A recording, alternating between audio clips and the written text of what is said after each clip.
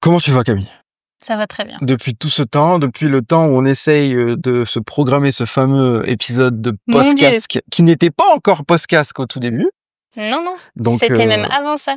C'était même avant ça. C'était avant ça. Ça remonte aux prémices de mes idées de podcasteur. Et je suis très content aujourd'hui de se retrouver Oui. dans ton cocon Ouf. qui est vachement bien aménagé. Bravo pour ça. Eh ben, merci beaucoup. C'est cool, ça nous met C'est dans un grand plaisir de vous avoir tous les deux là, aujourd'hui. tous les deux, évidemment, je suis accompagné de mon équipe technique qui est une personne. Derrière, Léa, qu'on applaudit tous. Donc, aujourd'hui, on va parler d'un sujet qui me passionne pas forcément comme on a pu le faire avant, mais qui m'intrigue. Ouh, la pression. Tu vois, ça m'intrigue. Mhm. Et ça remonte au début de nos échanges. Camille, on s'est rencontrés il y a 1 an et des patates. 1 an et demi, il me semble. Dans un TGV Paris-Lille, Ouais. avec justement cette énergie, on va parler des énergies directement, d'artiste, on va dire, de création. Moi, je t'avais parlé de ce que je faisais, tu m'avais parlé de ce que tu faisais, ça a matché, etc. Et on avait justement cette idée très vite d'aller créer un podcast. Alors de base, on devait le faire ensemble. Mais la vie a fait que je l'ai fait en solo et puis maintenant avec Lucas et Maximilien. Mais en tout cas, on est aujourd'hui réunis pour se faire cet épisode sur les énergies. Alors, j'ai cherché une problématique avec le peu de connaissances que j'ai sur ça. J'ai cherché à trouver la phrase d'accroche. Je l'ai pas encore, peut-être que je la trouverai après. On parle d'éveil, on parle de spiritualité, on parle d'énergie, on parle de choses immatérielles. Ouais. Et toi, en fait, dès la première fois où on a commencé à parler, tu m'as parlé de ça, tu m'as parlé du fait que tu avais une certaine sensibilité, en fait, dans la gestion ou du moins dans la captation de ces énergies. Donc, on en entend parler beaucoup. On entend parler de plus en plus du bien-être avec ce qui s'est passé, avec toute la tragédie sociale qu'on a pu avoir depuis le Covid. Ouais. Donc ma première question, Camille, en fait, elle est simple. C'est quoi les énergies? Alors, c'est une question compliquée. C'est pas étonnant que ça ait été difficile pour toi de trouver une problématique à ce podcast. Et même quand on a commencé à parler du coup de faire cet épisode ensemble, Ouais. on avait un petit notre petit script Exactement. et que j'avais bien rempli et je n'ai pas révisé. Donc maintenant il va falloir que je C'est pas grave. parce que même pour moi, du coup, qui est très sensible à ce sujet, j'ai lu énormément sur la spiritualité. C'est quelque chose qui fait partie de ma vie aujourd'hui dans ma compréhension du monde et la manière dont j'existe. Qu'est-ce que les énergies? On peut tout mettre dedans. Les énergies, ça peut être un peu tout et n'importe quoi. Quelque chose qui m'avait plu dans la manière dont j'avais appréhendé ta question en premier lieu, c'était les énergies. Pour tout le monde, c'est quelque chose de différent. Selon à qui tu poses la question, ce sera selon à qui tu demandes. Si tu demandes à un musicien, à un nutritionniste, à quelqu'un qui dort pas bien, l'énergie, ce sera pas la même chose. Pas la même chose, effectivement. Et en fait, Pour un l'énergie. physicien aussi. Pour un physicien, j'avais plein d'exemples, mais j'ai oublié, voilà. Et en fait, j'en venais tout simplement à dire que l'énergie, c'est la vie. C'est quelque chose d'intangible, mais pour tout le monde, ça a un sens. D'accord. Différent. Ouais. Mais finalement, l'énergie, c'est ce qui fait que toi et moi, on est ici aujourd'hui. Ouais. C'est ce qui fait que le monde en tant que tel est ce qu'il est concrètement. C'est ce qui donne, c'est ce qui compose toute chose en fait, l'énergie. Est-ce que c'est un tout? Est-ce que c'est quelque chose qui se construit de par les autres? Ou est-ce que tu penses que on peut gérer son énergie en restant seul, entre guillemets? Est-ce que c'est vraiment il y a un impact social à tout ça? Hyper J'imagine que intéressant. oui, mais Hyper intéressant. On a tous nos propres champs énergétiques. On a tous une manière différente dont s'organise ce champ énergétique autour de nous. Nos champs se mélangent. Là, on est là tous les trois. On va s'influencer les uns les autres. au milieu, là, il y a une fusion sorte des champs. d'égrégore là d'énergie qui se développe. Dans les villes. À partir du moment où il y a beaucoup de gens rassemblés ensemble, les énergies vont s'organiser et créer une sorte de cocon dans lequel les gens vont être plus ou moins réceptifs aux choses qu'ils vont capter, mais on capte tous les énergies. On peut y être plus ou moins sensible, plus ou moins ouvert, on peut être plus ou moins conscient, mais c'est une mauvaise conception de croire qu'on capte qu'avec nos sens, 5 sens qu'on connaît, on en a un 6e. Ok. C'est quoi ce 6e sens? Comment il se matérialise? On peut parler d'intuition. Ok. On peut parler de plusieurs choses. Pareil, je pense que chacun aura un terme qui lui conviendra pour parler de ce 6e sens, mais qu'avec ce 6e sens-là, on peut capter ces choses un peu invisibles, intangibles. Pour l'instant, dans notre société, ça appartient un peu au monde, des spirituels, des coucous, les bobos, machin. Mais de plus en plus, je crois que c'est quelque chose qu'on accepte. Nécessaire et qu'on a appris à comprendre, je pense, avec toutes les périodes qu'on a vécues jusqu'ici.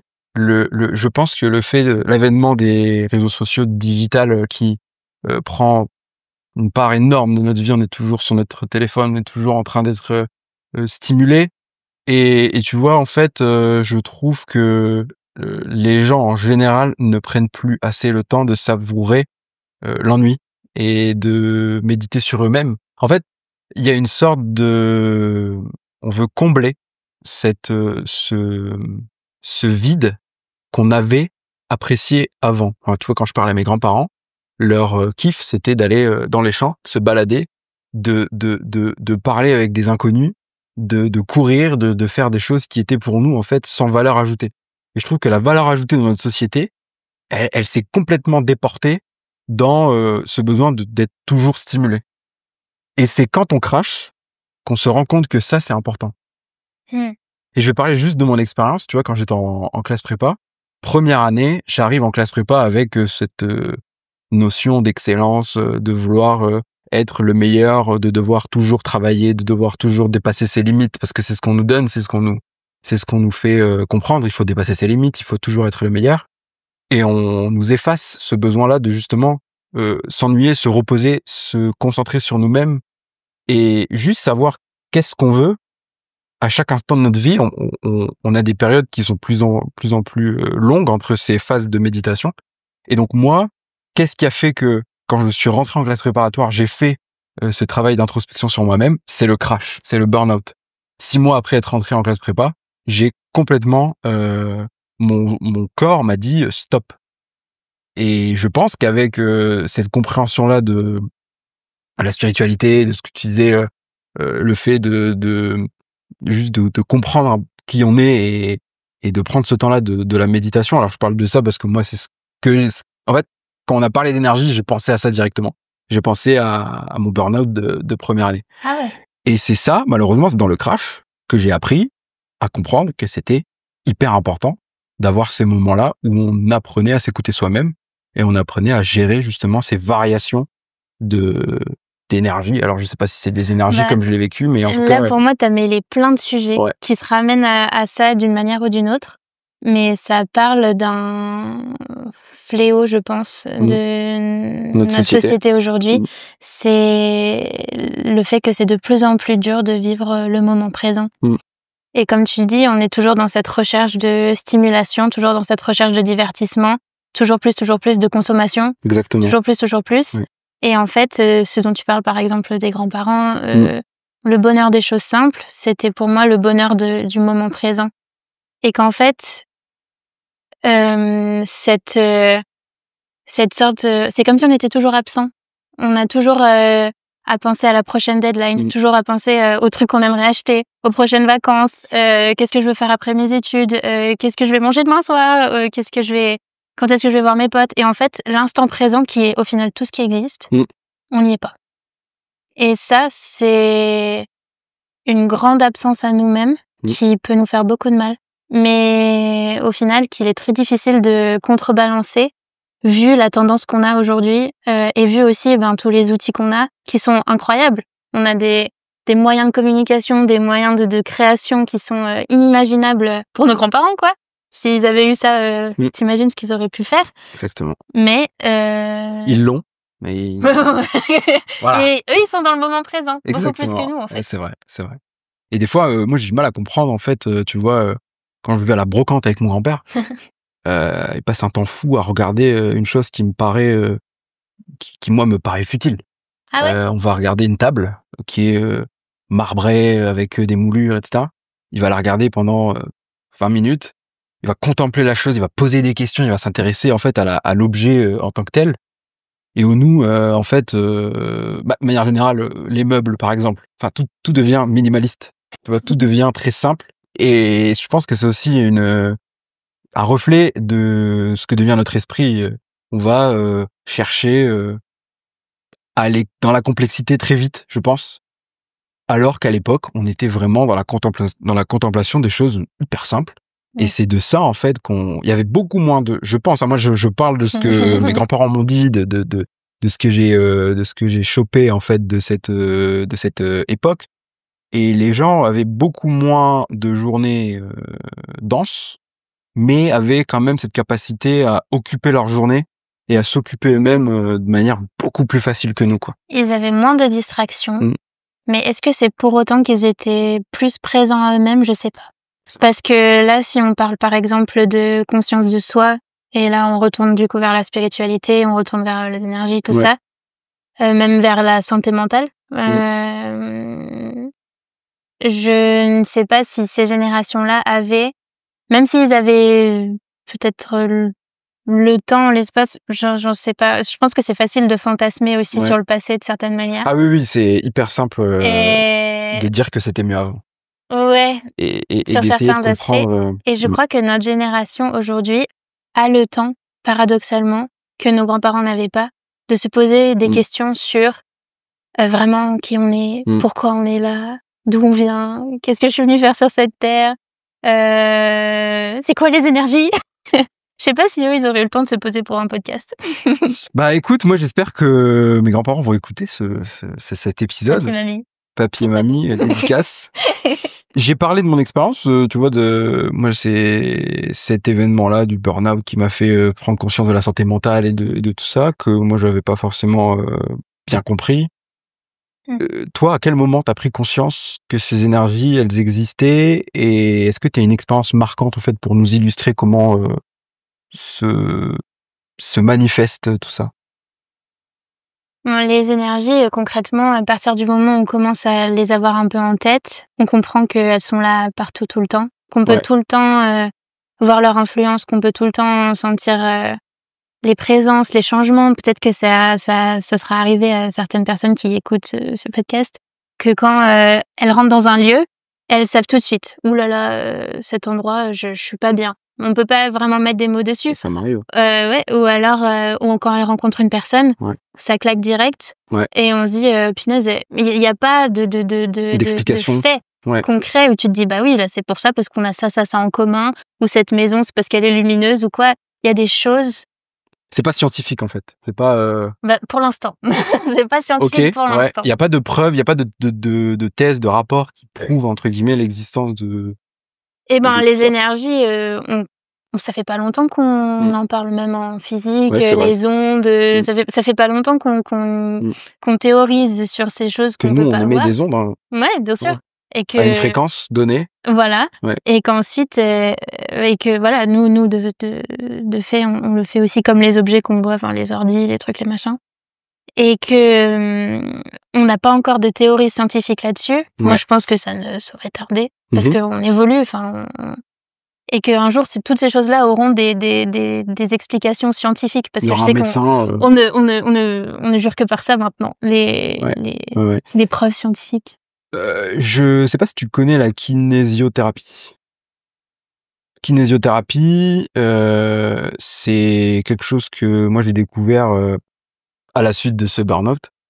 Donc j'étais complètement vidé de mon énergie, mais mon énergie calorifique, hein. J'avais plus d'énergie pour me lever de mon lit et donc ma maman qui est, très, très, très, croyante de tout ça, très, Superstitieuse. superstitieuse et cetera, m'a dit: «Écoute, je vais t'emmener, dans un kinésiothérapeute pour que justement tu puisses, comprendre qu'il y a des choses en toi qui font que tes muscles sont bloqués, que ton énergie est à zéro, et en fait, elle va te permettre de débloquer tout ça et de te faire comprendre, de mettre des mots en fait sur tous ces blocages que tu as, sur toute cette intensité qui t'habite, et j'ai été avec zéro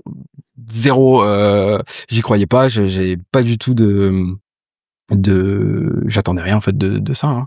Et quand je suis ressorti, donc cette dame, elle m'a pris en fait, elle m'a ausculté mais sans m'ausculter, c'est-à-dire qu'elle a vraiment pris ses deux mains comme ça, et elle a pris ma colonne vertébrale, elle avait un balayage corporel exactement, et elle m'a dit écoute, là il y a un blocage parce que quand tu étais petit, tu as subi une injustice brutale. Et elle m'a expliqué cette injustice, elle m'a expliqué avec ses mots, parce qu'elle connaît pas les noms des personnes qui sont intervenues dans cet événement-là. Et elle m'a expliqué mot par mot, événement par événement, quel événement était lié à quelle tension. Et là, je me suis dit, wow. Alors, peut-être que c'est pas vrai, peut-être que, mais en tout cas, il y a quelque chose de profondément, c'est un don, en fait, pour moi de pouvoir faire ça. Et du coup, j'ai commencé à me renseigner, etc. Et j'ai vu que oui, effectivement, il y avait, on émettait des fréquences, ça s'est prouvé scientifiquement. L'hypnose, ça marche comme ça. L'hypnose, c'est quelqu'un qui est capable de descendre à basse fréquence et qui est capable de gérer, entre guillemets, de te défréquencer, parce qu'il a ce don-là, en fait. Il a ce don-là de pouvoir gérer ta fréquence. Ça, c'est l'hypnose. La kinésiothérapie, c'est pas gérer ta fréquence, c'est juste analyser tes fréquences en fonction de ce balayage. Après, il y a d'autres méthodes de kinésiothérapie, mais en tout cas, moi, j'avais vraiment bloqué en fait sur ce truc-là, et je me suis dit, oh, ça a dû être une expérience de dingue, surtout si t'es pas ouvert à ces choses-là. Ouais. Et que là, d'un coup, il y a quelqu'un qui te met ses mains, qui te dit, tu as vécu une injustice ici. Ouais, sans ça toucher. peut être hyper, ça peut être hyper impressionnant. Hein. C'est hyper impressionnant. Et après, oui, c'est vrai. 3 semaines après, je suis reparti en cours et puis il y avait plus de soucis. Ah ouais? Alors, oui, pas exclusivement à cause de ça, mais parce que j'ai pu, grâce à ça, en parler. C'est quelque chose que moi, je n'assumais pas, tu vois, le fait de juste rompre. C'était quelque chose que j'avais jamais connu, en fait, le fait de juste rompre. Et donc, j'ai parlé à des gens qui avaient vécu ces choses-là, qui avaient eu, et donc ça m'a permis de commencer à parler, et c'est en parlant à ces gens-là que je suis reparti de plus belle. Mais voilà, la kinésiothérapie, ouais. La parole qui libère aussi. La parole qui libère, bien sûr. Les mots, ça c'est autre chose. Les mots ont aussi de l'énergie. Et les mots, quand ils sont pas parlés, ils nous pèsent. Et l'idée que ça, c'est, j'espère, quelque chose que je pourrais permettre dans mon métier, mais qui n'est pas complètement, ça fait pas tout, mais que on peut observer, et c'est quelque chose que j'ai observé dans ma vie auprès de mes amis. Quand ils ont cette espèce de flou mental, quand ils vivent des choses difficiles, rien que le fait que mettre des mots sur le flou, pouvoir le sortir d'eux-mêmes, ça leur permet une sorte de clarté mentale, et que les mots ont des impacts physiques. Des impacts physiques. Les mots sont énergie aussi. D'accord. Et les mots qu'on utilise même pour parler de nous-mêmes, pour parler des autres, pour parler de notre situation, ont des impacts sur notre situation, sur notre vie. Et en fait, ça, c'est quelque chose qui est un peu difficile dans notre culture française, parce qu'on a un peu une culture de la râle. Je sais pas comment on râle tous. Ouais, en France. On râle beaucoup. On râle beaucoup, ouais, bien sûr. On râle beaucoup. Et en fait, ça peut faire une vraie différence dans sa vie de simplement énoncer des choses qu'on aime par rapport à nous-mêmes, qu'on aime par rapport aux autres, qu'on aime par rapport au temps, qu'on aime par rapport au lieu. Et en fait, ça shift notre perception de notre vie quand on arrive à observer ces choses-là qui sont belles et les nommer. Parce que les choses belles ont des belles vibrations, finalement. Ouais, tout à fait. Et quand on les nomme, ça marche bien. Et il y a des mots, en fait, je trouve, qui réconfortent. Oh ouais. Et comme il y a des mots qui t'attaquent.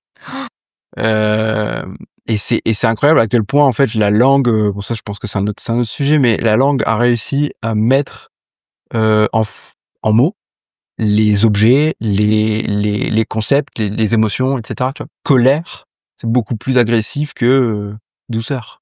Enfin, je sais pas. En fait, après, c'est comment moi je le dis aussi, mais tu le dis pas comme ça par hasard. Ouais, il y a vraiment une. Et l'intention que tu mets dans tes mots leur donne de l'énergie aussi. Ouais, tout à fait. Donc tout ça, ça a différentes strates. L'attention que tu mets dans tes mots, l'énergie et la croyance. La croyance aussi, ce que tu mets dans tes mots et dans ce que tu dis a de l'énergie aussi. Est-ce qu'il y a une sorte de guide, des habitudes, des choses à mettre en place concrètement dans sa vie pour pouvoir gérer en fait ce flux d'énergie qui nous habite tous les jours et qui nous confronte tous les jours? Le premier truc qui m'est venu, c'était arrêter de vouloir mettre des choses en place concrètement. Et ça permettrait de faire ça. Ok. De Lâcher gérer mieux prise. ses flux. Voilà, le lâcher prise, t'as tout D'accord. compris. Parce Ok. qu'en fait, on est obsédé par les trucs en 5 étapes, faire ça. Non mais c'est hyper voilà. intéressant ce que tu dis, ouais, c'est vrai. Moi je fais que ça, mais oui, ok. Après, il y a des gens que ça rassure beaucoup, de faire D'accord. des listes, d'avoir des cadres et tout. D'accord. Mais un des meilleurs moyens d'être plus à l'écoute de soi, c'est de s'arrêter 5 minutes et de voir ce qui vient. Et ça, c'est le principe de la méditation. C'est de 5 minutes, tu ne fais que être là où tu es, tu laisses les choses à toi venir, et déjà tu sauras quelles énergies sont là. Parce que pour beaucoup de gens, tu dis oui, qu'est-ce que tu pourrais mettre en place pour pouvoir gérer ces énergies? Il y en a plein qui savent même pas de comment je me sens, qu'est-ce que je ressens, Ouais, c'est vrai. qu'est-ce que je pense. Mhm. Et moi, ça c'est quelque chose dont je me rends compte au fur et à mesure de ma pratique en tant que psychologue. Les gens ne savent pas ce qu'ils ressentent, ne savent pas ce qu'ils pensent. Ouais. Et ça, c'est une des premières étapes. Avant de savoir quoi faire quand on s'en rend compte, un peu se connaître soi-même, c'est la base. Tu as choisi la psychologie? Oui. Donc c'est quelque chose qui est pas venu directement? Non. Avant tout ça, qui es-tu en fait? Bonjour, Je le je fais dans m'appelle le désordre. Camille. Qui es-tu? Donc, je m'appelle Camille, j'ai 24 ans. Attends, c'est vrai, on n'a même pas dit, on n'a même pas parlé de ça. C'est pas grave, c'est Je encore me- mieux parce que là du coup ton cerveau il est en marche et Oui. les idées elles sont là. Voilà. Normalement si tout se passe bien. Donc, je m'appelle Camille, j'ai 24 ans. Je suis en études de psychologie, donc en 4e année. Avant ça, j'ai fait le bac S, j'ai fait la première année de médecine et 2 ans de licence en physique. Mhm. Donc, je suis vraiment partie en médecine parce que je savais que comme ça, mes parents, ils me poseraient aucune question. Voilà, parce qu'en fait, je savais déjà que je voulais faire de la psycho, D'accord. mais j'avais tout le poids dans ma tête de c'est pas un vrai métier, les psychologues ils auront pas d'argent, t'auras pas de travail, enfin les trucs qui te Ouais. font bien flipper quand t'as 18 ans et que t'as l'impression que c'est le choix le plus important de toute De ta ta vie. vie, ouais. Et donc médecine, c'était terrible. Ensuite la physique, c'était très intéressant parce que j'ai rencontré des amis incroyables là-bas. D'accord. Et je pense que c'est pour ça que cette étape a été dans mon chemin, c'est que ça a été pour moi la découverte de l'amitié. Et c'était une découverte incroyable. Et donc, c'était pendant le Covid, Alors t'as découvert l'amitié à ce stade-là de la vie. à ce stade-là de ma vie. D'accord. Ah C'est marrant bon. que tu dis ça, ouais. Ouais, on n'en avait pas parlé Non, pas du avant. tout. Non, Mais non. c'est-à-dire qu'avant t'avais pas d'amis Non, quoi. j'avais pas d'amis. T'étais un social. J'étais alone. Non, Ouais, c'est intéressant. j'ai eu des amitiés, Ouais. mais vie familiale et apprentissage précoce fait que D'accord. j'avais très très peur des filles. J'avais très très peur D'accord. de la compétitivité, la jalousie. J'avais l'impression qu'être Le conflit. amie, le conflit. Mm. J'avais l'impression qu'être amie avec des garçons c'était 1000 fois plus facile et que les garçons ils voulaient encore plus être amis avec toi s'ils étaient amoureux. Oui. Et donc j'ai surtout eu des amoureux Et pas de copine fille quoi. et peu de copines filles. Pas d'amoureuses non plus. Et pas d'amoureuse non plus. Merde. Et du coup, comment tu l'as vécu avant de parler de la découverte de l'amitié? Comment t'as vécu cette période-là où tu t'es dit, mais en fait, les gens veulent pas être amis avec moi, ou les gens veulent être en conflit, les gens veulent être en compétition, etc. Quand t'es enfant, c'est des choses qui sont difficilement Que tu prends, mais qui sont difficilement racontables. Ouais, ok. C'est des choses que tu expérimentes au niveau énergétique, paradoxalement, tu vois. Et C'est tu les découvres après. Enfin, Voilà, quand t'es chez le psy et que tu parles, tu te dis oh punaise, j'ai tout ça qui s'est passé pour moi, c'est un peu D'accord. comme ça. C'est ouf. Et voilà. Ok, bah c'est hyper intéressant. Et donc 24 ans psychologue. 24 ans psychologue. Enfin psychologue, pas encore. Pas encore presque. Je suis en Presque. 4e année. 4e année. Est-ce que concrètement, t'aimes pas le mot concrètement, Ah mais si. est-ce que tu pourrais en fait nous dire qu'est-ce que ça t'apporte dans ce que toi du coup t'avais théorisé sur cet aspect énergie, etc. Est-ce qu'il y a vraiment des choses pour lesquelles maintenant t'as des outils tu as des réflexes pour en parler aux gens, pour comprendre un peu comment ils gèrent leur énergie, pour théoriser en fait tout ça. Est-ce que t'as des outils avec cette formation-là? En psycho? Ouais. Alors, il faut savoir qu'en psychologie, on n'est pas très ouvert à ça, hein. D'accord. Si je pourrais pas forcément parler d'énergie, de spiritualité, dans le cadre de ma formation, non. Dans le cadre de mes suivis, non plus. C'est vraiment quelque chose qui m'accompagne personnellement, mais qui est assez séparé pour l'instant de ma pratique professionnelle. Aussi parce que je suis encore, pour l'instant étudiante et que je veux rester droite dans mes bottes, en ce qui concerne ma formation. Quand je serai professionnelle, je pourrais créer une pratique qui me correspond plus et qui est plus à mon image, mais aujourd'hui, c'est des choses que je sépare. Tout simplement parce que, on n'en est pas encore là, dans notre société, de lier ces choses-là. Ne serait-ce que le fait de lier, l'état de la santé psychique et le corps, c'est tout nouveau. Et ça, c'est même pas le cas dans tous les courants, psychologiques, c'est le courant psychocorporel. L'idée que voilà, tout ce qui se passe dans la tête peut avoir des impacts sur le corps. On peut parler de somatisation aussi. C'est nouveau. Donc de là à parler, des énergies, de liens, un peu, intangibles entre les uns les autres, on n'en est pas encore complètement là. Petit à petit, mais voilà. Mais il y a un des grands fondateurs de la psychologie, Jung, qui en a beaucoup parlé. Jung? OK. Mais qu'on n'étudie absolument pas en France, à mon plus grand regret. C'est drôle. On l'étudie beaucoup plus au Canada, dans d'autres pays qui sont à mon avis plus avancés que nous sur la psychologie, qui a parlé de ça. Et en particulier de l'inconscient collectif, qui est une notion qui est que on a un inconscient qui est un peu partagé par le collectif, et que cet inconscient est composé de beaucoup de représentations, d'archétypes aussi, qui sont du coup ces figures représentationnelles de caractéristiques de l'humain, qu'on a du coup dans notre inconscient collectif, qu'on se partage et qui nous influence, qui influence la manière dont on est les uns avec les autres et la manière dont on se sent aussi.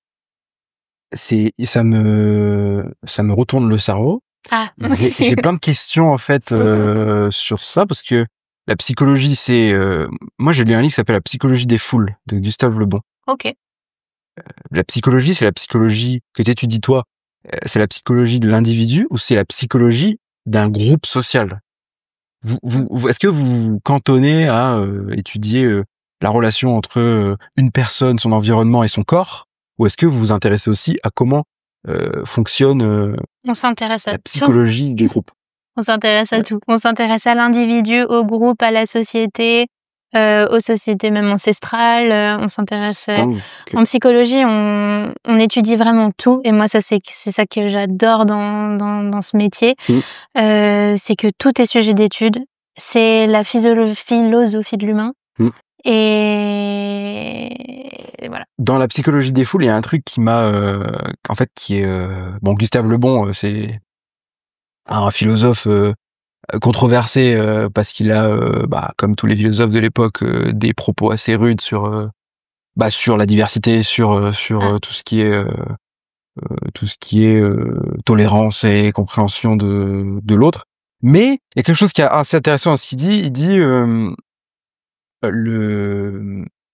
les infimes changements de la société seront les changements majeurs entre guillemets du monde. Ça me fait penser à l'effet papillon. Exactement. Et en fait, il te dit que le groupe, la psychologie d'un individu, à l'époque, il le décrit comme une psychologie qui est en fait globalisée à un groupe entier, et que les personnes n'ont pas conscience qu'ils peuvent, le libre arbitre, qu'ils peuvent réfléchir d'eux-mêmes, qu'ils peuvent contrôler leur corps, qu'ils peuvent contrôler leur vie, parce que tout ce qui est autour d'eux les force à raisonner en tant que groupe pour le bien commun, évoluer pour le bien commun, se développer pour les autres, se développer pour la nation, etc. Et il y a quelque chose d'hyper quand tu lis en fait son œuvre, à part tout ce qu'il dit sur tout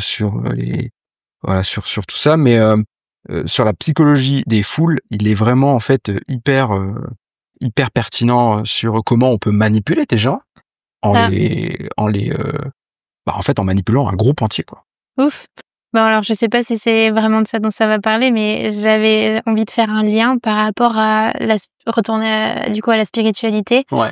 Et comment en spiritualité, on pense que en allant vers la découverte de soi-même, en allant vers la guérison de soi-même aussi, à plein de niveaux, c'est le collectif qu'on guérit. Et qu'en fait, au final, le fait que toi, tu sois Ali, moi, je sois Camille, qu'on ait cette séparation individuelle, c'est une illusion, en fait. D'accord. C'est cette illusion. Donc il a raison en fait. C'est que, bien sûr, à plusieurs niveaux, on s'influence les uns les autres, mais au-delà de ça, en spiritualité, on pense qu'on est une sorte d'étincelle universelle qui fait l'expérience de l'individualité. Waouh. On redit cette phrase encore une fois. Non, je pourrais pas. Je ne la dirai qu'une fois. Je ne saurais pas la redire. Ok. Et que Pas de barrière entre les gens en fait. non, et qu'en fait, une chose qui fait partie de notre expérience d'incarnation, c'est cette illusion de l'individualité, D'accord. mais qu'en fait, t'es juste une expression différente de la même source. Tu crois en la réincarnation? Oui. Combien de vies on a? Est-ce que je suis un chat? C'est quoi la liste? En fait C'est comment je dois faire pour ça c'est hyper intéressant parce que peut-être que je dis n'importe quoi, je dis ça avec mon niveau de connaissance, mais si j'ai eu des vies antérieures et que j'en ai des futures, peut-être que mes vies antérieures, elles vont impacter sur ma vie d'aujourd'hui. Oui. Et sur mes énergies. Alors oui. Bon, après là, faut savoir que je vais pas parler de tel auteur, je vais pas parler de quoi. Je parle de ma compréhension personnelle et que ce sera peut-être un avis qui pourra être partagé par d'autres personnes ou pas. On l'a pas rappelé, on est là pour parler de ton opinion et de ton... Bon, il n'y a pas d'opinion vraiment, mais de ton... ta vision des choses, de ton expérience. Du coup, évidemment, c'est pas forcément la vérité générale. Bon, l'idée, c'est que dans la même trempe, on se dit que l'individualité est une illusion, le temps est une illusion aussi, parce que la seule chose qui existe toujours, c'est le présent. Mais l'idée d'avoir des vies antérieures ou des vies futures, en fait, ça a pas trop de sens. Ça serait un peu l'idée que tout existe en même temps. Ça, c'est un peu des notions un peu plus compliquées. C'est pas en mode t'as vécu genre il y a 500 ans à l'ère je sais pas quoi. Enfin oui, mais peut-être que c'est pas dans le passé. Bon, ça c'est un peu compliqué, ouais.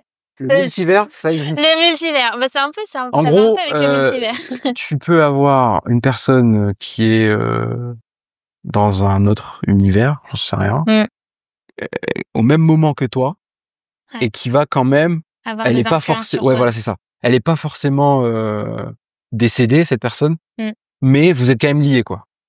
C'est un peu ça que je pense que c'est possible. Ok. Et c'est quelque chose qui fait du sens pour moi. D'accord. Après, comment, pourquoi, on revient à des débats. Mais oui, mais je pense que c'est quelque chose qui fait sens pour moi. Le fait aussi qu'on ait des lieux qui nous appellent. Le fait qu'on ait des choses qui nous parlent sans qu'on sache vraiment pourquoi. Pour moi, il y a cette histoire un peu de résonant, d'écho de choses qu'on a vécues au-delà de la vie qu'on connaît aujourd'hui, qui nous impactent. C'est comme les ondes. Enfin, t'as une onde qui est partie à un endroit, puis nous on est là, mais elle va nous toucher quand même. On sait pas d'où vient cette onde-là, mais on est appelé à des endroits, on est appelé par des gens, on est appelé par des missions. Moi, c'est aussi quelque chose que je vis vraiment, c'est cette idée de mission de vie. Pourquoi je suis là, quoi. C'est quoi ta mission? C'est une très bonne question. Je pense que j'ai 30 missions. Plusieurs. Je pense qu'il y en a plusieurs. Je pense que les chercher par-dessus tout est une erreur. D'accord. Et mais tu le sais au bout d'un moment. Tu sais que je pense tu te lèves le matin pour quelque chose pendant X temps. Après, tu changes. Il y a toujours des missions qui, tu vois, moi, je fonctionne un peu comme ça. J'ai toujours une petite mission, une grande mission. Et ma petite mission, elle va me permettre d'aller résoudre ma grande mission. Mais ma petite mission, elle va se terminer un jour. Et il va falloir que je me redonne une deuxième mission, une troisième mission, tu sais. Parce que sinon... Et là, j'ai l'impression que tu parles de choses très concrètes, très matérielles. Ouais, mais vas-y, donne-moi par exemple un exemple de mission. C'est quoi pour par exemple quelqu'un, la mission de vie, ça peut être simplement d'apporter le rire aux autres et de montrer ce que c'est cette joie enfantine. C'est hyper simple. Hyper simple. Pourtant, est-ce que c'est si simple? Non. Ouais, c'est vrai. Enfin, le faire de façon En durable, fait, etc. c'est un peu une dimension au-delà de se dire ma mission, c'est je dois faire autant de ventes si je suis commercial, ou je dois faire autant de vues si je suis influenceur, ou je dois faire, tu vois. C'était donc ça ma mission, faire 1000 vues sur cet épisode. D'ailleurs, j'en profite, je fais une petite parenthèse. Partagez l'épisode, likez l'épisode, n'hésitez pas à le partager, vraiment, c'est le truc qui fait que. Et dites-nous en commentaire, c'est quoi votre mission? Si Est-ce que vous c'est faire savez, rire les gens si ou est-ce vous que c'est savez. faire 100 vues? Non, mais c'est trop beau. Et ce qui est trop beau, c'est qu'en fait, même si à un moment tu l'as, tu te dis punaise, ma mission, c'est je sais pas, d'être c'est ça, comédien. On va Ouais, rester sur le rire, c'est sur le rire, ouais. de faire rire les autres, mais aussi d'apporter De la joie. de la joie, puis Mm. d'apporter en même temps des sujets de société qui me parlent, et d'arriver à faire rire les gens au travers de ça, mais de les faire réfléchir aussi. Et ben, ça pourrait être ça ton motto, enfin ton chemin de vie pendant 30 ans, mais si après ça change, c'est pas pour autant que celui d'avant était moins valable, ou tu t'es trompé ou quoi. Il y a pas cette notion-là de ouais, c'est un ou l'autre. J'ai l'impression que tout existe en même temps. Et qu'en fait, on a besoin, nous, dans nos cerveaux humains, de catégoriser. Mm. Ça c'est bien, ça c'est pas bien. Ça c'est mon chemin de vie, ça c'est pas mon chemin de vie. Ça c'est juste, ça c'est pas juste. Mais qu'en fait, tout est vrai en même temps. Il y a pas de... Pour chacun. Voilà. Ouais. Exactement. J'entendais, j'étais dans une conférence la dernière fois, ça fait hyper parisien de dire ça. Dans une conférence hier, mais non, j'étais dans une conférence hyper intéressante, c'était sur, je sais plus c'était sur quoi d'ailleurs, mais en tout cas c'était hyper intéressant. Il y a un mec qui s'est présenté en disant mon ikigai Oh, l'ikigai. c'est quoi l'ikigai? Et en fait ça m'a frappé, je me suis dit mais c'est vrai en fait, c'est hyper intéressant. Le mec va justifier la question qu'il va poser en disant bah voilà ma mission, je lis l'ikigai avec la mission, c'est ça. Et les gens écoutent, c'est vrai en fait. Et c'était hyper profond, sa question était hyper profonde. Et c'est quoi l'ikigai? Est-ce que ça rejoint ce que tu disais sur l'émission ou pas? Alors, il me semble que du coup, l'ikigai, c'est ce que j'aime faire, ce que je veux Ouais. faire, ce dont le monde a besoin. Exactement. C'est une sorte de roulette. Ouais, la roue, là. Et au centre, t'as ton ikigai, quoi. Et donc, C'est super intéressant, parce que je suis tombée sur une vidéo sur ça hier, justement. Mm. Une japonaise, parce que du coup, l'ikigai, c'est japonais Ouais, à la base. tout à fait. Et qui dit C'est un à livre, quel de point... base. Bah, Enfin, c'est un concept. Ils ont fait tiré un d'un livre. livre. Voilà, c'est ça. Qui est en fait à quel point on a occidentalisé le concept d'ikigai, et qu'on a complètement perdu la philosophie à la base qu'est l'ikigai, et que l'ikigai, c'est juste le moment présent, en fait. La philosophie derrière l'ikigai, c'est ça. C'est Ce que tu disais au tout début. C'est ça. Et c'est une japonaise qui a écrit un livre magnifique. Moi, j'ai vu que quelques extraits qui ont pu être traduits, mais tout le livre n'a pas été traduit. Puis en fait, c'est un mec qui a du coup lu son livre et qui a ensuite inventé ce concept-là de l'ikigai. À la base, l'ikigai, c'est pas ça. C'est comme chaque nouveau matin est l'opportunité d'une nouvelle vie, l'opportunité d'un nouveau mois, et l'opportunité de nouvelles missions de vie. Et comment est-ce que, en étant présent chaque matin, dans la présence du matin, on est capable de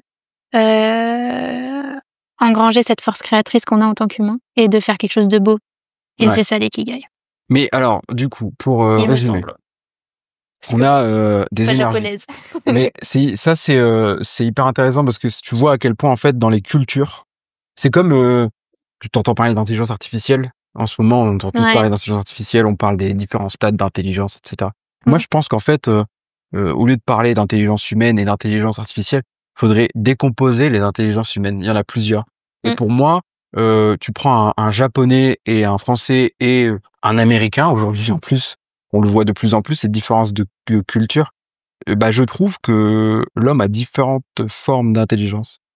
Et on a une manière de concevoir l'amour, de concevoir le professionnel, de concevoir le personnel, de concevoir la famille, de concevoir plein de choses comme ça, qui sont hyper différentes en fonction de la culture et en fonction de l'intelligence qu'on a. Moi, je suis convaincu qu'il y a une différence d'intelligence et de perception des choses. Et du coup, vouloir généraliser un concept avec, en fait, cet aspect occidental qu'on a, alors que c'est un concept de base qui est japonais, bah, ça peut pas fonctionner.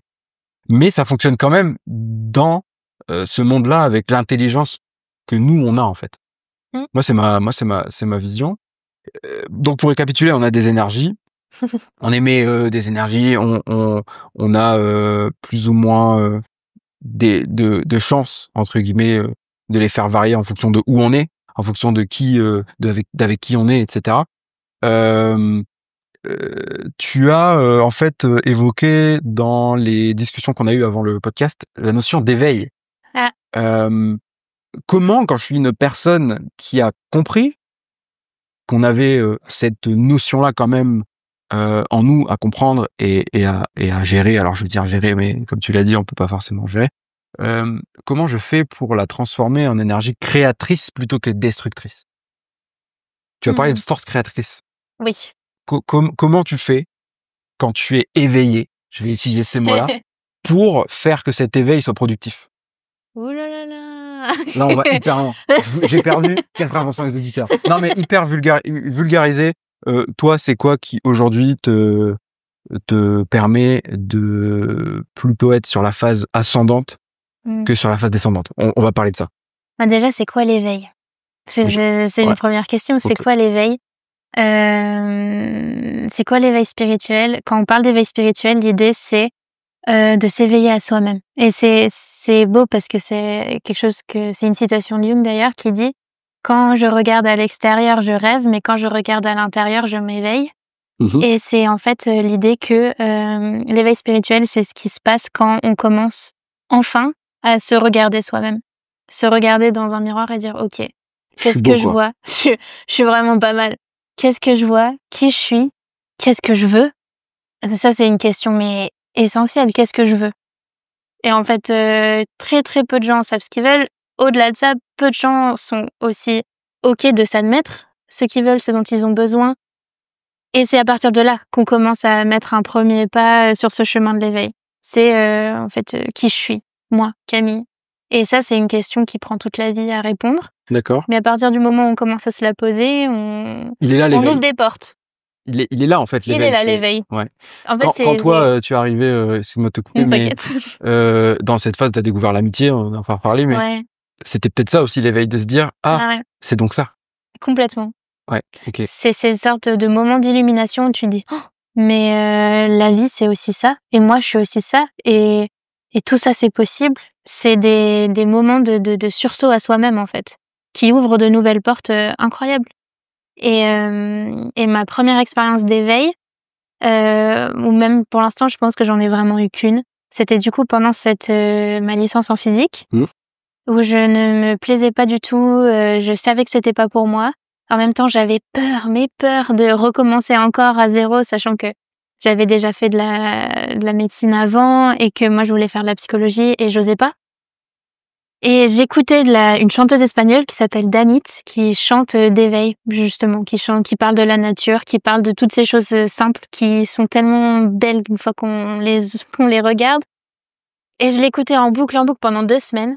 Et jusqu'à un moment où, je sais pas, il y a eu un shift. Et la peur est partie. Et pour moi, c'était clair. Je vais être psychologue. Je quitte la physique maintenant. Je me souviens, j'étais en pleine période d'examen. C'était les examens de décembre, là. Ouais. Et on était mercredi. Et je me suis dit, bon, bah, en fait, là, c'est bon. Je sais ce que je dois faire. Et j'ai eu une espèce j'ai l'impression qu'on m'a poussée. Et que je suis passée de l'autre côté où il y avait plus de peur. Ça fait partie aussi de l'éveil spirituel. Il y avait plus de peur et il y avait juste la certitude. L'évidence. Et je me souviens, j'étais en coloc, je suis allée voir mes colocs, je leur ai dit bon ben en fait j'arrête, je vais pas aller aux examens jeudi, vendredi, je sais ce que je dois faire, faut que je sois psychologue en fait. Et ah bon, mais quand même, t'es sûre? Bon bah d'accord, bah en même temps. Et une semaine plus tard, je découvrais l'école des psychologues praticiens. Le week-end même, il y avait les portes ouvertes. Un mois plus tard, je mettais mon dossier, c'était un concours et j'ai été prise pour la rentrée de septembre. Et à ce moment-là, j'ai vécu une période d'alignement. L'éveil, ça va aussi avec l'alignement, c'est que quand tout ce qui t'arrive est juste en fait.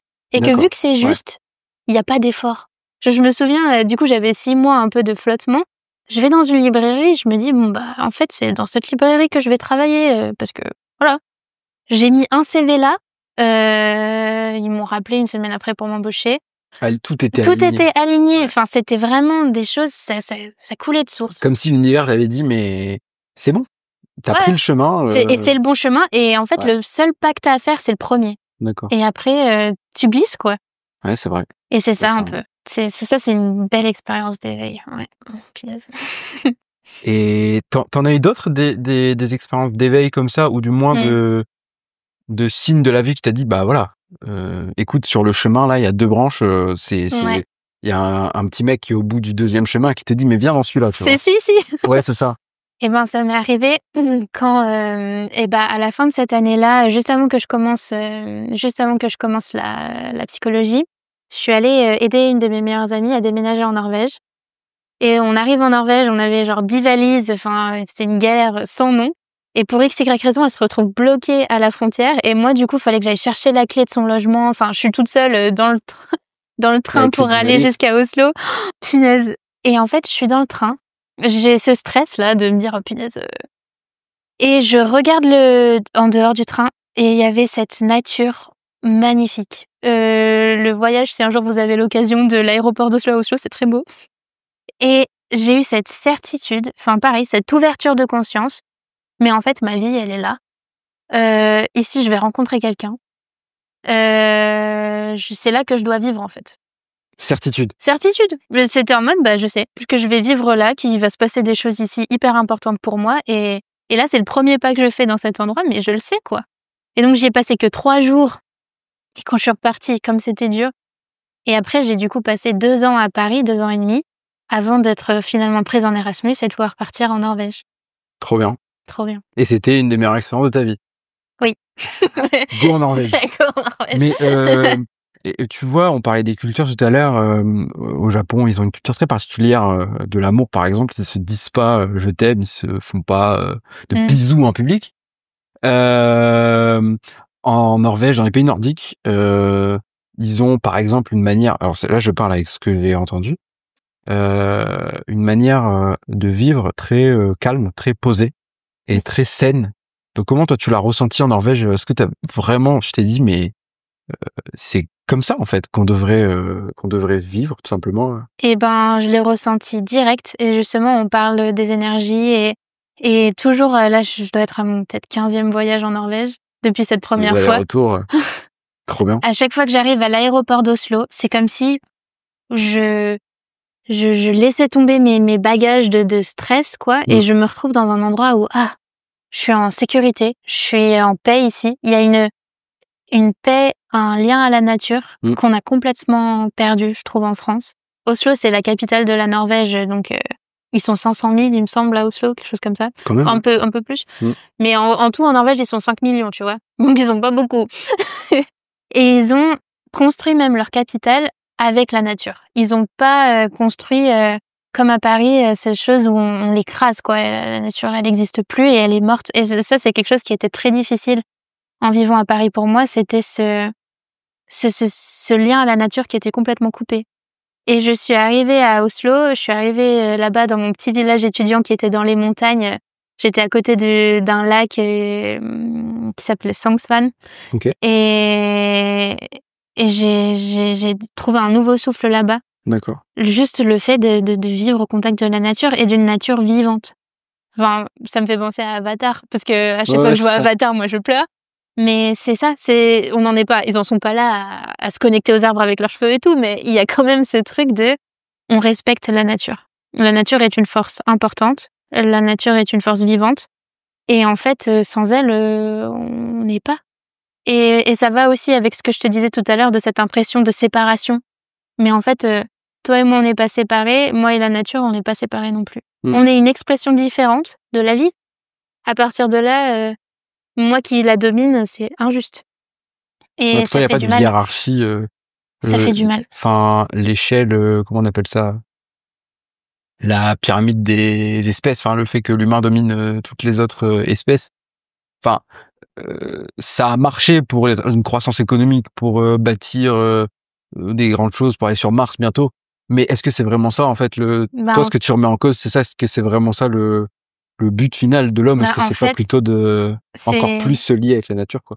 On peut parler d'ère, dans le sens où là, l'ère de l'humain, elle est allée, et elle va encore aujourd'hui, mais ça va bientôt se terminer, je crois, au fond de la domination de la matière. Elle va se terminer? Non, l'air dont je parle. L'air, oui, Non ok. pas les humains, on est Au encore fond un de... peu là, mais bon, si on continue comme ça, franchement, je sais pas, hein. Mhm. Mais on va on est en train d'essayer de dominer la matière. Ouais. Et dans cette quête de domination de la matière, on s'est coupé de l'esprit.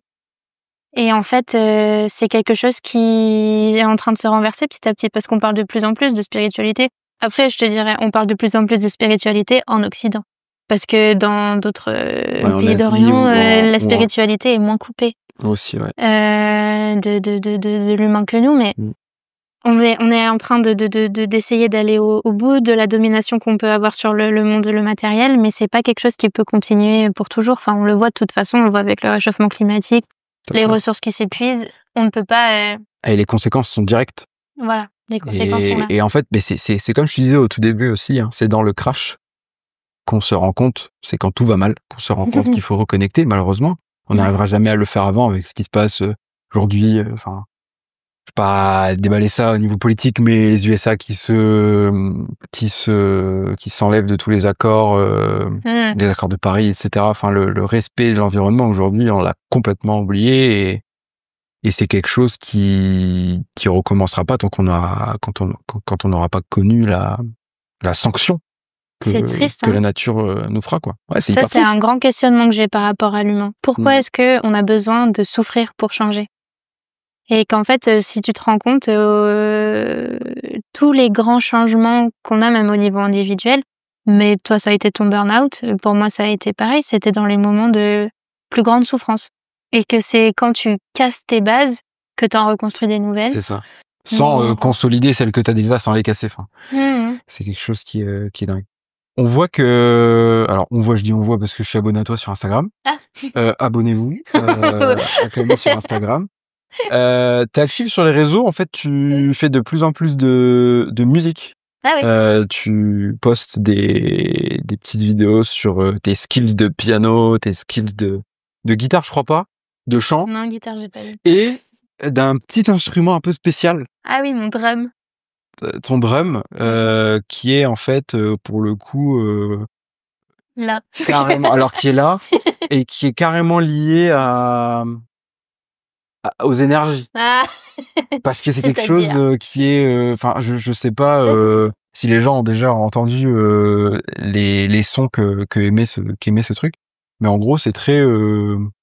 Faudrait que je mette un extrait là dans le Avec podcast. un handpan ou le truc Extrait, comme c'est ça. parti. Mais en fait, t'arrives à créer une sorte de vibe, ce qui fait que Ouais, une ça vibe. peut être, C'est clair. ça peut être très calme, comme ça peut être très dynamique, comme tous les instruments de musique. Mais celui-là, il est particulier. Il est particulier. Mm. Ouais. Ben, c'est un instrument que j'utilise beaucoup parce que je fais de la musicothérapie, de la sonothérapie dans le cadre de ma formation. Et auprès de personnes qui sont du coup polyhandicapées, donc qui ont des handicaps mentaux, physiques. Avec eux, on utilise beaucoup donc du coup la sonothérapie, c'est comment guérir par le son, comment guérir par les énergies et les vibrations. Ok. C'est lié en fait. Ouais, c'est complètement lié. Cette notion de fréquence musicale, enfin, Ouais. qu'est-ce qu'émet le... Et ben, c'est ça, c'est l'idée que, en fait, on a certains instruments qui peuvent se caler à certaines vibrations, qui correspondent à des vibrations de détente du cerveau. Par exemple, les ondes alpha qui correspondent à les ondes d'endormissement. C'est ça que tu as quand tu es en train quand tu es en train de t'endormir, ton cerveau, il va émettre certaines ondes, donc beaucoup plus lentes, et c'est des ondes différentes par rapport aux phases de sommeil dans lesquelles tu te trouves. D'accord. Et qu'en fait, du coup, ces instruments, ils ont ces fréquences-là particulières qui permettent d'induire des états de détente et de conscience un peu modifiés. Ce qui est magnifique à observer avec les personnes polyhandicapées, car elles n'ont pas la barrière du mental comme nous on a. Elles n'ont pas de jugement, ces personnes-là. Elles n'ont pas de ce truc de se dire « Oula, c'est bizarre », oula, qu'est-ce qu'elle vient de dire celle-là, cet instrument je l'ai jamais vu. C'est pas quelque chose qui se vit. En fait, elles vivent la musique tout simplement. D'accord. Et donc auprès de ces publics-là, ces instruments qui ont ces portées thérapeutiques, ils sont hyper efficaces. Et c'est super beau à observer. Moi, j'ai vu les plus beaux sourires de ma vie. Ce que j'ai vu, c'était dans ces ateliers-là avec ces personnes qui n'ont pas la parole, qui n'ont pas le mouvement. Tu vois, c'est des personnes qui peuvent pas bouger. D'accord. Et en fait, ça doit être enfin, ça va pas être facile d'interagir avec ces personnes-là, et puis même de se dire, enfin, tu vois, il y a ça aussi, c'est hyper injuste en fait, ce truc-là de, on a une force créatrice. En fait, tout simplement, qu'on peut tout simplement pas déployer quand on est dans ces situations-là. Et Et pourtant, il y a une manière. Qu'est-ce qu'elles peuvent faire, ces gens-là, en fait? Comment cette thérapie-là les soigne? et, C'est quoi tu vois, en fait, l'idée, c'est qu'on n'est pas là pour les pour les soigner. soigner, mais pour les calmer quand même?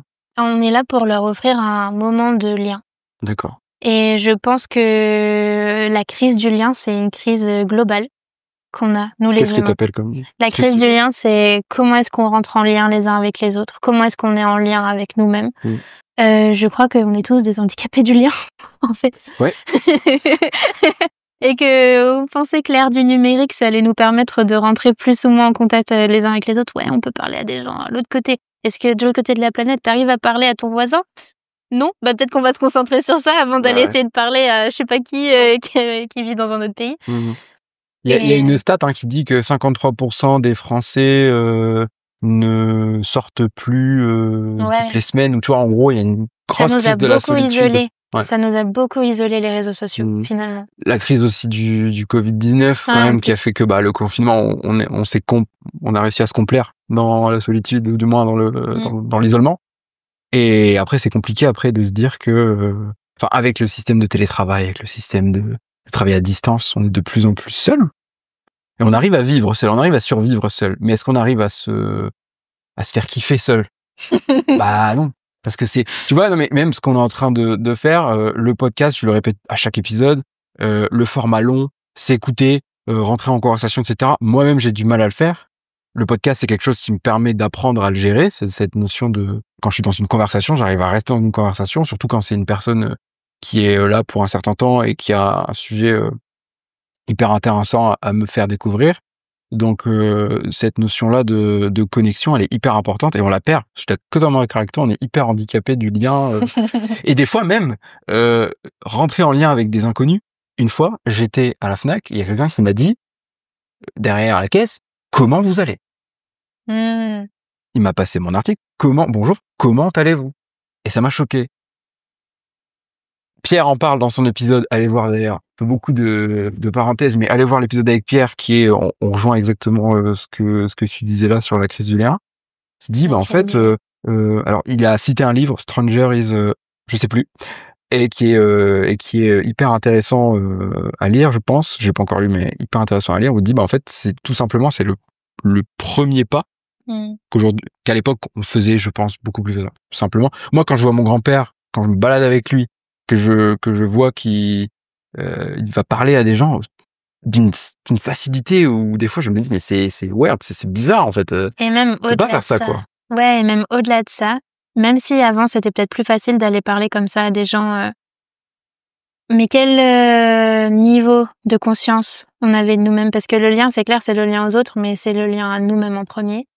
Et Ça veut dire quoi? Ça veut dire que on sera pas moins capable d'aller faire du lien avec les autres si on sait pas faire du lien avec nous-mêmes. tu peux faire du lien, tout à fait. Est-ce que ce sera un lien qui te supportera dans la durée, qui t'apportera vraiment les choses dont dont t'as vraiment besoin et dont j'ai des mots en anglais, donc c'est un peu difficile, que tu craves. Traduction? When you crave it for something. Ouais, c'est ça, c'est que you yearn for it. Ça envie, mais plus. Oui, c'est plus, c'est vraiment ce qui te fait vibrer, quoi. Est-ce que c'est vraiment des liens qui te font vibrer que tu peux établir avec des gens si toi-même tu te fais pas vibrer, tu vois ce que je veux dire? Au final, c'est ça. Et donc avec ces personnes polyhandicapées, on parle de liens aussi, mais au travers de la musique. Et vous leur parlez? Ouais. Elles comprennent? Je sais pas. Ah, tu sais pas, du coup tu Non. peux pas le savoir, t'as pas de retour. Non. La plupart du temps, elles sont muettes. Oui, elles peuvent pas parler. C'est des personnes qui peuvent pas parler, qui peuvent pas te regarder même. En fait, moi, il y a même la question de la présence psychique. Est-ce qu'il y a une présence psychique dans chez cette personne-là? Je sais pas. Mais c'est quelque chose que j'ai appris avec mon maître de stage qui est super, c'est que on leur parle comme à des personnes valides, on essaye.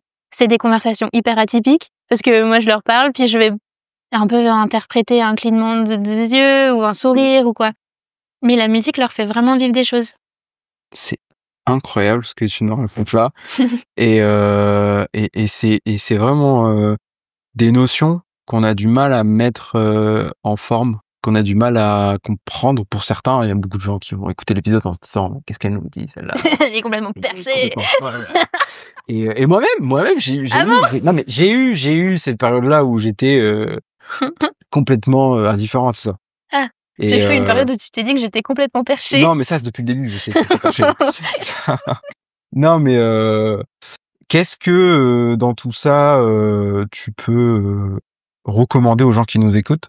Qu'est-ce que ce serait ta phrase de la fin? J'ai pas envie de dire ton mot de la fin, mais ta phrase de Ça la c'est fin. dur, ça fait beaucoup de pression. Mon mot de la fin. Après tout ce qu'on s'est dit là. Eh ben que si ce que... Je regarde la caméra. Regarde la caméra. Parfait. Bon, eh ben que si ce dont j'ai parlé vous a parlé, si ça résonne en vous, c'est qu'on a des vibrations qui matchent. Et si c'est le cas, eh ben je vous invite à juste prendre un moment avec vous-même, un moment dans l'écoute de qui vous êtes, de ce que vous voulez dans la vie, sans jugement, sans peur, parce que personne peut vous juger en fait à part vous au final. Et prenez ce moment-là, voyez ce qu'il en sort et peut-être changer votre vie avec ça, si ça vous donne envie dans la vie. Moi j'ai une question qui vient. Quand est-ce que tu lances ton podcast? La semaine prochaine. La semaine prochaine, j'ai déjà le setup. Fais-le. Oui. La meilleure journée, c'était hier. Merci pour ce sujet. On se Sarapienso. On se serre la pince. Merci beaucoup pour ceux qui nous écoutent, parce qu'il y a des gens qui nous écoutent et qui ne voient pas la vidéo. Merci de nous avoir écoutés jusque-là, si vous avez écouté jusque-là. Merci de liker, partager, commenter comme d'habitude. C'est extrêmement important. On est en train d'essayer de relancer une dynamique. On est en train de diversifier nos profils à travers ta présence, par exemple. On nous reproche de pas assez inviter de profils féminins. Et voilà, girl power. Go. Et j'espère que vous avez apprécié cet épisode en tout cas. Moi aussi. Et merci Camille encore une fois pour ce partage, Merci cette exploration de ton univers et de nous avoir permis d'être là aujourd'hui. Et puis à la prochaine pour un prochain épisode de Podcast. Tchuss.